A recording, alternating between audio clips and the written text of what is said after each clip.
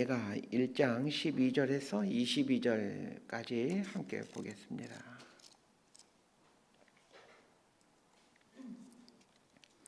예레미야가 1장 12절에서 22절까지 말씀 번갈아 가며 읽습니다. 제가 먼저 읽겠습니다. 지나가는 모든 사람들이여, 너희에게는 관계가 없는가? 나의 고통과 같은 고통이 있는가 볼지어다. 여호와께서 그의 진노하신 날에 나를 괴롭게 하신 것이로다. 높은 곳에서 나의 골수에 불을 보내어 이기게 하시고 내 발 앞에 그물을 치사 나로 물러가게 하셨으며 종일토록 나를 피곤하게 하여 황폐하게 하셨도다. 내 죄악의 멍에를 그의 손으로 묶고 얽어 내 목에 올리사 내 힘을 피곤하게 하셨으며 내가 감당할 수 없는 자의 손에 주께서 나를 넘기셨도다. 주께서 내 영토한 나의 모든 용사들을 없는 것 같이 여기시고 성회를 모아 내 청년들을 부수시며 처녀딸 유다를 내 주께서 술틀에 밟으셨도다. 이로 말미암아 내가 우니 내 눈에 눈물이 물같이 흘러내리며 나를 위로하여 내 생명을 회복시켜 줄 자가 멀리 떠났음이로다. 원수들이 이김에 내 자녀들이 외롭도다. 시온이 두 손을 폈으나 나를 위로할 자가 없도다. 여호와께서 야곱의 사방에 있는 자들에게 명령하여 야곱의 대적들이 되게 하셨으니 예루살렘은 그들 가운데 있는 불결한 자가 되었도다. 여호와는 의로우시도다. 그러나 내가 그의 명령을 거역하였도다. 너희 모든 백성들아, 내 말을 듣고 내 고통을 볼지어다. 나의 처녀들과 나의 청년들이 사로잡혀 갔도다. 내가 내 사랑하는 자들을 불렀으나 그들은 나를 속였으며 나의 제사장들과 장로들은 그들의 목숨을 회복시킬 그들의 양식을 구하다가 성 가운데서 기절하였도다. 여호와여, 보시옵소서. 내가 환난을 당하여 나의 애를 다 태우고 나의 마음이 상하오니 나의 반역이 심히 큼이니이다. 밖에서는 칼이 내 아들을 빼앗아 가고 집안에서는 죽음 같은 것이 있나이다. 그들이 내가 탄식하는 것을 들었으나 나를 위로하는 자가 없으며 나의 모든 원수들은 내가 재난당하는 것을 듣고 주께서 이렇게 행하신 것을 기뻐하나이다. 그러나 주께서 그 선포하신 날을 이르게 하셔서 그들이 나와 같이 되게 하소서. 22절 함께 읽습니다. 그들의 모든 악을 주 앞에 가지고 오게 하시고 나의 모든 죄악들로 말미암아 내게 행하신 것 같이 그들을 행하옵소서. 나의 탄식이 많고 나의 마음이 병들었나이다. 아멘.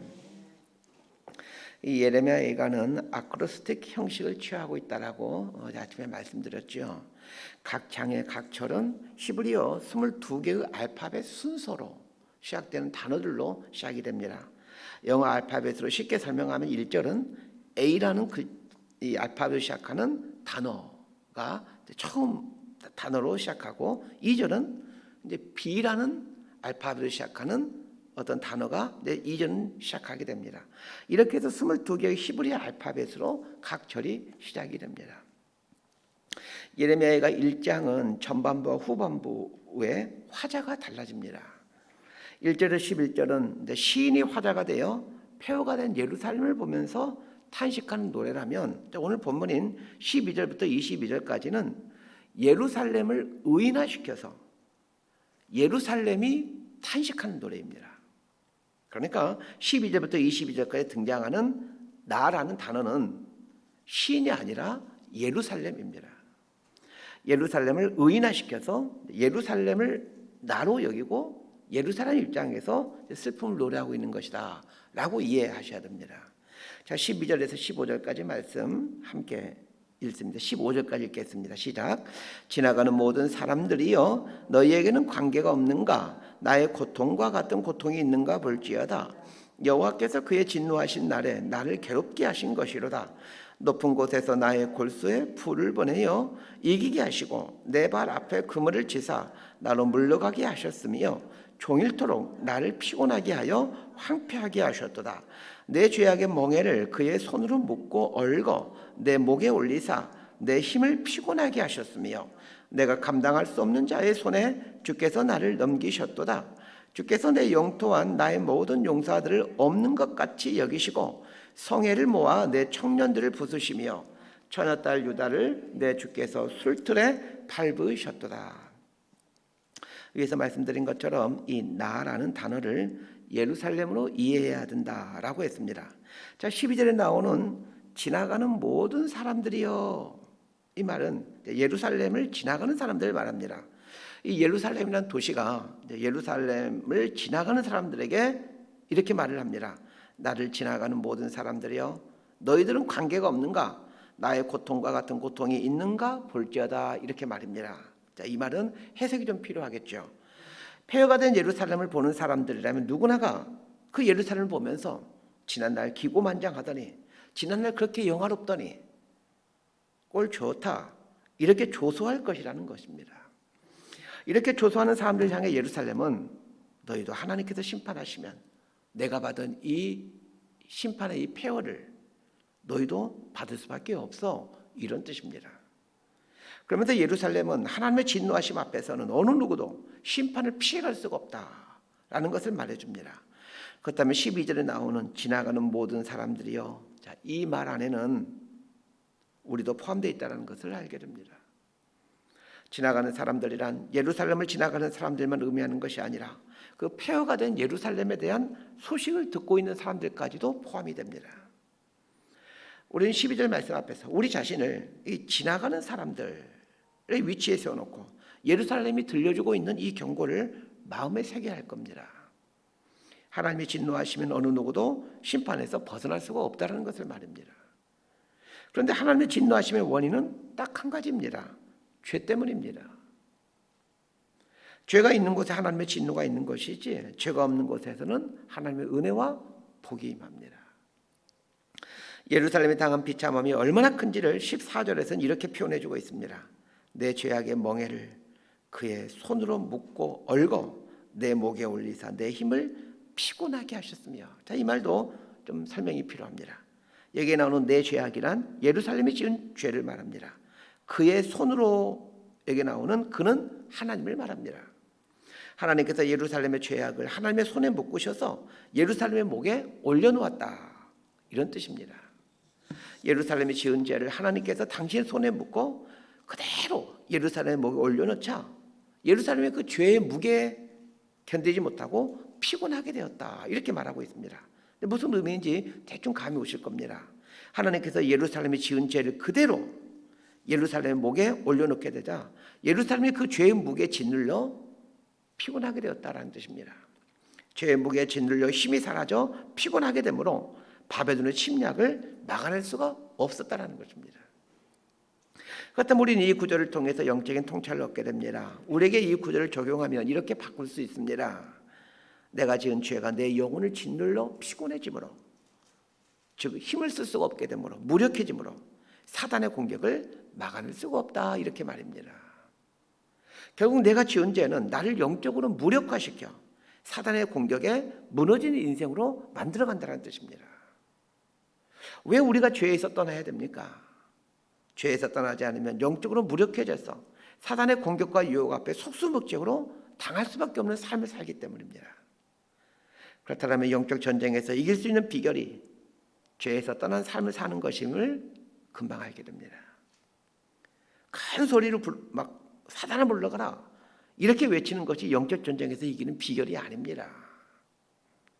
죄에서 떠난 삶을 사는 것이 영적 전쟁에서 이기는 비결입니다. 예레미야 선지자는 예루살렘이 바벨론에게 처참하게 짓밟힌 이유가 예루살렘이 힘이 약해서가 아니라 예루살렘이 지은 죄 때문이라고 말을 합니다. 죄가 있는 곳에 하나님이 계실 수가 없습니다. 하나님이 계실 수가 없기에 하나님께서 도와줄 수가 없습니다. 우리 인생도 똑같습니다.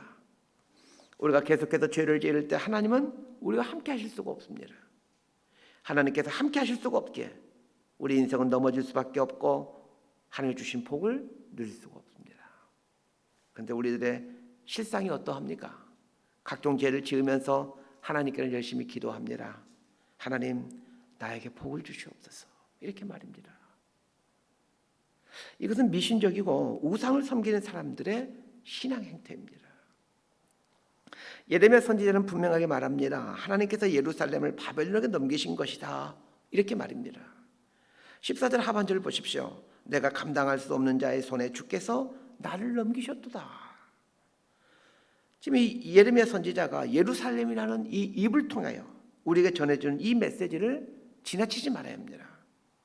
예루살렘을 바벨론에게 넘기신 분은 다름 아닌 하나님이시라는 것을 지금 얘기하고 있습니다.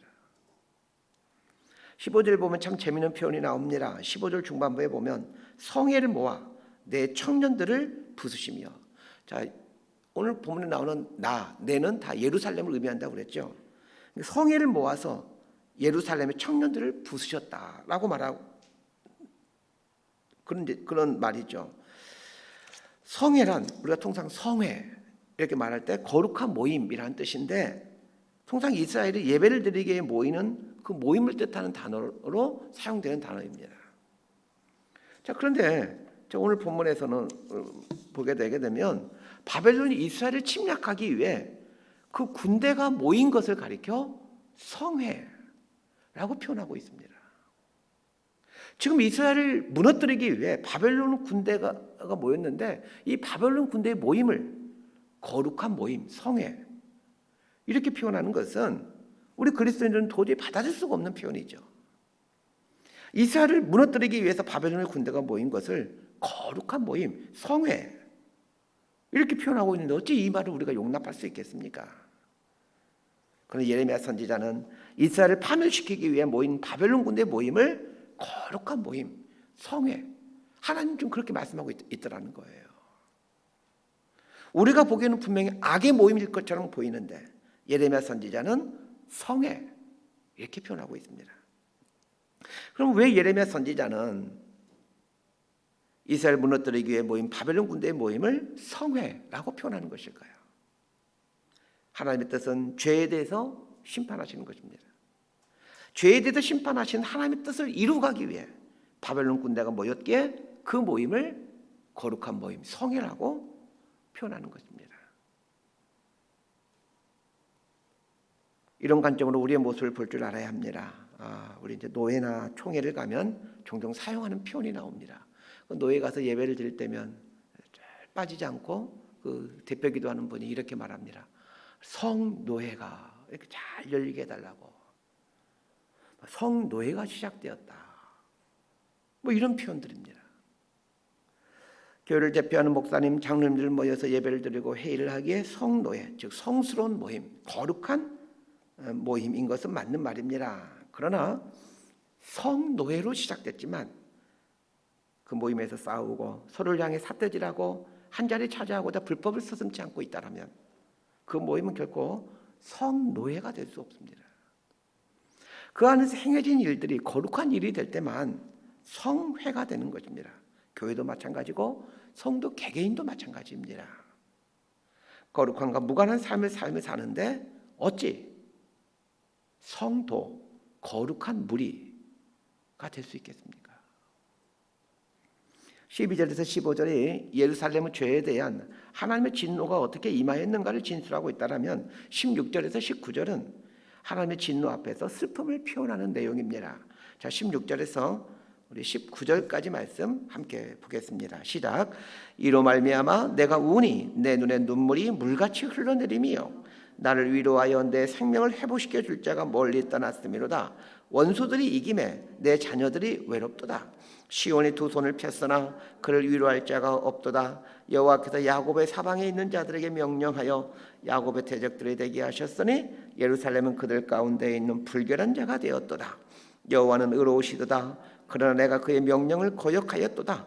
너희 모든 백성들아 내 말을 듣고 내 고통을 볼지어다. 나의 처녀들과 나의 청년들이 사로잡혀 갔도다. 내가 내 사랑하는 자들을 불렀으나 그들은 나를 속였으며 나의 제사장들과 장로들은 그들의 목숨을 회복시킬 그들의 양식을 구하다가 성 가운데에서 기절하였도다. 하나님의 진노하심 앞에서 예루살렘이 눈물을 흘리며 고통스러워하고 있습니다. 하나님의 사랑을 받는 예루살렘이 눈물을 흘리며 고통을 겪고 있다라면 하나님께서 즉시 개입하셔서 이 예루살렘의 눈물을 닦아주고 예루살렘의 고통을 회복시켜 줘야 되는 게 맞지 않겠습니까? 그런데 17절 보십시오. 시온이 두 손을 폈으나 그를 위로할 자가 없도다. 이렇게 말하고 있습니다. 자, 시온은 예루살렘에 대한 별칭입니다. 시온이 손을 폈다라는 말은 예루살렘이 하나님께 기도했다, 하나님께 용서를 구했다라는 뜻입니다. 예루살렘이 하나님께 회개 기도를 하고 용서를 구했다라면 하나님께서 그 회개 기도를 받으시고 용서해 주어야 되는 게 맞지 않겠습니까? 그런데 어떻게 합니까? 하나님께서 위로해 주지 않았다, 이렇게 말하고 있습니다. 예루살렘을 향한 하나님의 진노가 얼마나 무섭고 철저한지를 말해주고 있습니다. 거기서 그치지 않고 이스라엘 주변에 있는 모든 나라들을 이스라엘의 대적자로 세우셨다, 이렇게 말하고 있습니다. 하나님께서 이스라엘을 위로하기는커녕 오히려 하나님께서 대장되어서 이스라엘 주변국들을 부하 삼으시고서는 이스라엘을 대적하더라는 것입니다. 우리의 상식과는 너무 맞지 않는 말씀을 지금 하고 있는 겁니다. 하나님께서 이방 나라들을 부하로 삼고 이스라엘 심판하시니 이 얼마나 참 처참한 모습입니까? 자, 그렇다면 이러한 모습이 오늘날 우리들에게는 이런 일이 일어나지 않을 거라고 장담할 수 있겠습니까? 우리 조국교회는 이런 일이 일어나지 않을 거라고 장담할 수 있겠습니까? 자, 20절에서 22절까지 함께 읽습니다. 시작. 여호와여 보시옵소서, 내가 환난을 당하여 나의 애를 다 태우고 나의 마음이 상하오니 나의 반역이 심히 큼이니이다. 밖에서는 칼이 내 아들을 빼앗아가고 집 안에서는 죽음 같은 것이 있나이다. 그들이 내가 탄식하는 것을 들었으나 나를 위로하는 자가 없으며 나의 모든 원수들은 내가 재난당하는 것을 듣고 주께서 이렇게 행하신 것을 기뻐하나이다. 그러나 주께서 그 선포하신 날을 이르게 하셔서 그들이 나와 같이 되게 하소서. 그들의 모든 악을 주 앞에 가지고 오게 하시고 나의 모든 죄악들로 말미암아 내게 행하신 것 같이 그들에게 행하옵소서. 나의 탄식이 많고 나의 마음이 병들었나이다. 자, 이스라엘의 죄악에 대한 하나님의 철저한 심판 앞에서 이스라엘이 해야 될 일은 무엇일까요? 자, 20절은 여호와여 보시옵소서, 이 말로 시작하고 있습니다. 하나님께서 이스라엘을 심판하심으로 이스라엘의 대적자가 된 것처럼 보여지지만 그럼에도 이스라엘이 해야 될 것이 있다면 하나님을 부르는 겁니다. 저는 20절 이 구절이 너무 은혜가 됩니다. 하나님의 심판으로 완전히 폐허가 되어버렸기에 이제 하나님을 막 저주하고 하나님께 소리치고 하나님께 원망해야 되겠지만 그건 하나님의 이름을 부르고 하나님의 얼굴을 구하는 것입니다. 우리 성도님들이 해야 될 일이 있다면, 우리 조국교회가 또 해야 될 일이 있다면 바로 이것입니다. 하나님의 심판으로 이렇게 부끄러운 상황이 되었지만 그럼에도 하나님의 이름을 부르고 하나님의 얼굴을 찾는 것입니다. 아마 부모들이라면 다 한두 번도 해봤을 경험일 것 같은데, 그 아이가 잘못을 해서 이제 그러면 부모가 회초리를 들죠.